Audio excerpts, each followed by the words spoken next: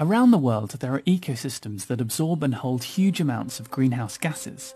These are carbon sinks. They play a pivotal role in regulating the Earth's climate and can also defend against the worst impacts of the climate crisis. But they are increasingly under threat from industrial exploitation and global warming. From the boreal forests of the north to the mangrove forests of the tropics, these carbon sinks all work in the same way. Their vegetation takes CO2 from the air and locks it under the ground through their roots. By far the largest terrestrial carbon sink in the world is perhaps one of the lesser known, peatlands. They're not quite so sexy as a lot of other things that you see in the natural world. They're seen as wastelands, they're seen as places that haven't got any real function. Peatlands cover more than 20% of Scotland and store more than 120 times the country's annual emissions. And we think the majority of that, sort of 80–90%, is probably degraded. We're here in the Glenfinglas estate, which is the Woodland Trust's largest site. So we've got beautiful lochs, mountains, grasslands. About half of our 5,000 hectares is above 400 metres. And of that, we've got some significant areas of peatland. The main sort of building block of peat is sphagnum moss. This is the growing part of it. As you go deeper, it gets darker and you get actually more decay happening. And this is where peat will start forming. It gets to a point where it's actually decayed virtually as much as it can go, and that's when you're almost getting pure carbon.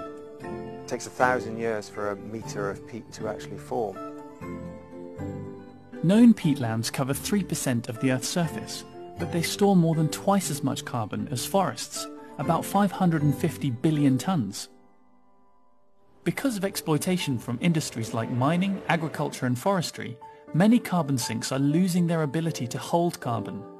And as they degrade, they release those carbon stores. Peatlands alone are estimated to be responsible for around 6% of all human-made greenhouse gas emissions globally. To combat that, the Scottish Government has pledged over $320 million towards peatland restoration over the next 10 years. And it's not just in Scotland. You've got permafrost in the Northern Hemisphere, you've got peatlands in Indonesia as well, and this is all part of doing a world effort basically to actually make sure that the carbon we have stored in peat stays stored in peat and doesn't go into the atmosphere. Protecting carbon sinks also protects the havens that they have become for biodiversity, as well as the future of those whose livelihoods depend on them. Mangroves are home to more than 3,000 species of fish. Restoring them helps protect the world's coast from storm surges. Mangroves are also 5 times more cost-effective than concrete barriers.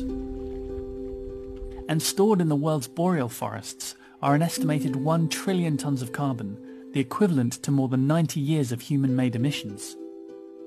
Managed properly, these extraordinary ecosystems can recover to play a vital role in the fight against climate change.